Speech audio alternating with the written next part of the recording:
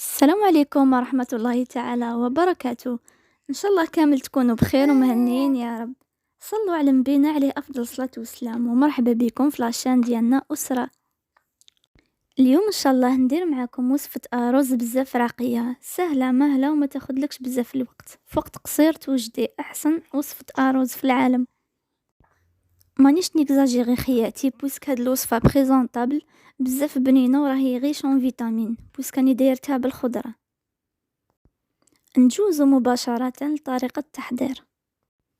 كيما راكم تشوفوا انا لهنا استعملت 2 كيسان رز.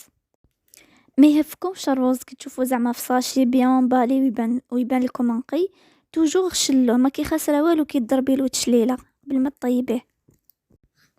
لو طون اللي كنت نشلل فيه في الرز تاعي كنت دايره اون باراليل كاسرونه تغلي. درت ضعف كميه الرز، باغ اكزومبل الا درتي 2 كيسان رز ديري 4 كيسان ماء، ولا شتي الماء نشفلك هو مازال ما طابش تزيديلو شويه الماء. دونك خياتي درتلو شويه ما يغلي مع شويه ملح وشويه زيت صونغو باش ما يلصقلكش. وعلى كولور الا راكي حابه ديريه كولوري درتلو 2 مغارف صغار كركم، ما تكتريش بزاف الكركم. خليت الرز تاعي يغلي، طابلي على حبه جيست غلا، شللته في كسكاس بالماء بارد. كيما قلت لكم في اول لا فيديو، انا هاد الرز راني دايرته بالخضر اللي هما الفلفل وزروديه وشويه كورجيت. قطعت كامل الخضر تاعي الى مكعبات صغيره، سيرتو زروديه قد ما تصغروها مليح باش طيب لكم بوسكيه تاخد وقت شويه بلوس على الخضره الاخرى. الرز من بين الاكلات اللي تقدري طيبيهم بقداه من طريقه، ان شاء الله كل مره نحاول ندير لكم طريقه. بما انه كان عندي المرقاز متوفر في الدار دونك استعملته في هاد لاغوسيت. بالنسبه لي زيبيس راني دايره فلفل كحل، فلفل عكري، شويه راس الحانوت، والمكون الاساسي في هاد الوصفه هو الزعتره ولي زيرب دو بروفونس اللي هي الاعشاب العطريه. الا كانوا متوفرين عندك ديريهم، سينو كيما موالفه نقول لكم الا ما همش متوفرين جودي بالموجود، اي حاجه متوفره عندك في الدار طيبي بها.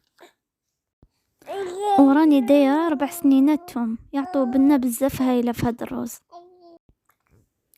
اول حاجه درت المقله تاعي تسخن ودرت لها قيس 2 مغارف كبار زيت صونغو. ما تكتريش الزيت بوسك المرقاز اصلا يطلق ليدام تاعو. قليت المرقاز تاعي جيست طابلين حيتو خليتو تكوتي باش ومن بعد نديكوري به. فهداك الزيت اللي قليت فيه المرقاز عاودت قليت البصل تاعي. كي دبال البصل ودخلوا الطياب حطيت الخضره زدت قليتها، موراها حطيت الثوم ولي زيبيس وملحت، ما كترتش الملح. قليتهم بيان كوميلفو وحطيت الروز تاعي وقعدت نحرك فيه حتى دخلت له البنه تاع لي زيبيس وكامل.